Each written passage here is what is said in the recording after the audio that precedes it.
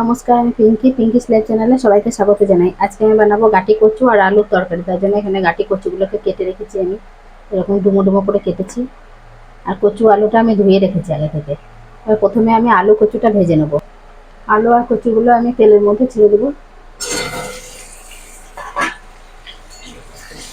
আলু কচুটা আমি ভেজে নেব। আলু কচু ভাজার সময় আমি দিয়ে দেবো এর মধ্যে লবণ আর হলুদ।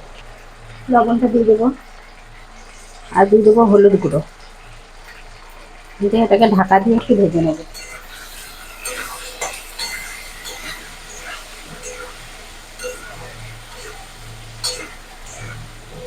কচু আলুর সাথে লবণ হলুদটা ভালোভাবে মিশে গেছে। লবণ হলুদটা ভালোভাবে কচুর সাথে মিশে গেছে। এবার আমি এটাকে ঢাকা দিয়ে দেবো। ঢাকা দিয়ে আমি 3-4 মিনিট মতো ভেজে নেব। কচু আলুটা লাল করে ভাজা হয়ে গেছে। এবার কচু আলুগুলোকে কড়াই থেকে তুলে নেব।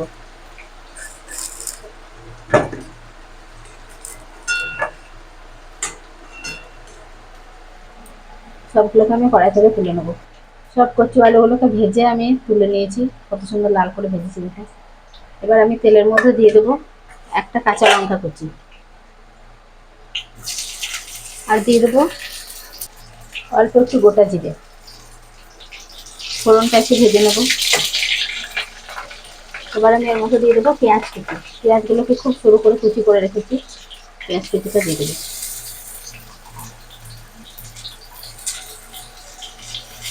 পেঁয়াজটা হালকা ভেজে নেব। পেঁয়াজটা অল্প ভাজা হয়ে গেছে। এবার আমি দিয়ে দেবো আদা রসুন বাটা।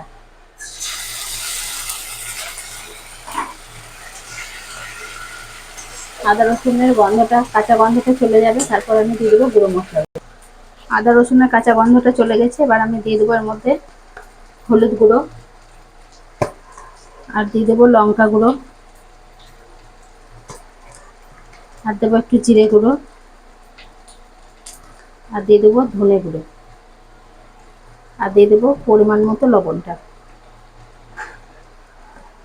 এবার গুঁড়ো মশলাগুলোকে একটু তেলের সাথে ভেজে নেব।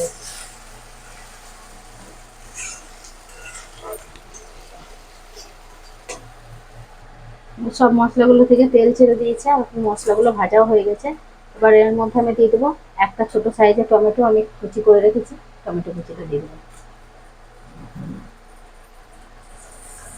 টমেটো কুচিটা দিয়ে একটু আমি ঢাকা দিয়ে, টমেটোটা সেদ্ধ করা পর্যন্ত ঢাকা দিয়ে রেখে দেবো। 2-3 মিনিট মতো ঢাকা দিলেই টমেটোটা সেদ্ধ হয়ে যাবে।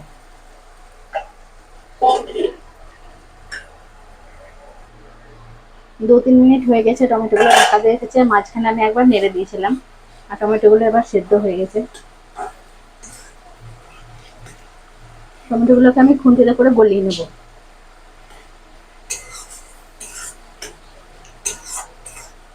সব টমেটোগুলো মশলার সাথে ভালোভাবে মিশে গেছে। এবার আমি আলু আর কচু যে ভেজে রেখেছিলাম সেটা দিয়ে দেবো।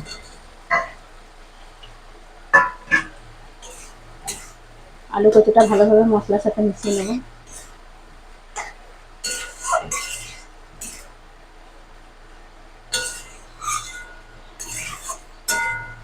ভালোভাবে মশলার সাথে আলু কচুটা মিশে গেছে, আর কত সুন্দর কালার এসছে দেখুন।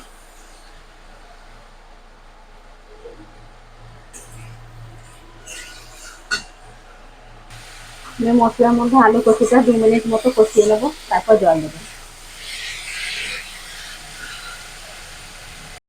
মশলার সাথে আলু কচুটা ভালোভাবে মেশানো হয়ে গেছে। আর এটা রান্না করছি যে কচুটা আলুটা অনেকটা সেদ্ধ হয়ে গেছে। এবার আমি জল দিয়ে দেবো। যেটুকু বাকি আছে সেটুকু সেদ্ধ হয়ে যাবে। এবার আমি এর মধ্যে দিয়ে দেবো জল। জলটা খুব বেশি দেবো না, সেদ্ধ হওয়ার মতনই দেবো। আলু কচু সেদ্ধ হতে যতটা জল লাগবে সেরকমই দেবো। এবার আমি আলু কচুটাকে ঢাকা দিয়ে 10 মিনিট মতো সেদ্ধ করে নেবো। কিছুক্ষণ হয়ে গেছে এটা ঢাকা দিয়ে সেদ্ধ করতে দেওয়া। এবার আমি এটা একবার নেড়ে রেখে নেবো। আর এবার আমি এর মধ্যে দিয়ে দেবো গরম মশলাগুলো। গরম মশলাটা দিয়ে ভালোভাবে মিশিয়ে নেব। আবারও আমি ঢাকা দিয়ে একটু রান্না করে নেব। কচুগুলো সেদ্ধ হয়ে গেছে। এবার আমি এটাকে একটু ঢাকা দিয়ে, গরম মশলার গন্ধটা চলে গেলে আমি নামিয়ে নেব। গরম মশলা দিয়ে ঢাকা দিয়ে রেখেছিলাম, এবার এটাকে আমি নামিয়ে নেব। আমার তরকারিটা রেডি হয়ে গেছে, এবার আমি এটাকে নামিয়ে নেব, আঁচটা অফ করে দিই। কচু আলুর তরকারিটা আমার রেডি হয়ে গেছে, এবার আমি একটা জায়গার মধ্যে নামিয়ে নেব। এরকম করে গরম ভাত বা রুটির সাথে খেয়ে দেখবেন, খুব সুন্দর লাগে খেতে এরকম কচু আলুর তরকারি। আর আমার এই রেসিপিগুলো যদি ভালো লাগে, লাইক শেয়ার কমেন্ট করবেন, চ্যানেলটিকে সাবস্ক্রাইব করবেন। এরকম কচুর তরকারির সাথে ভাত থাকলে খুব সুন্দর লাগবে গরম ভাতের সাথে।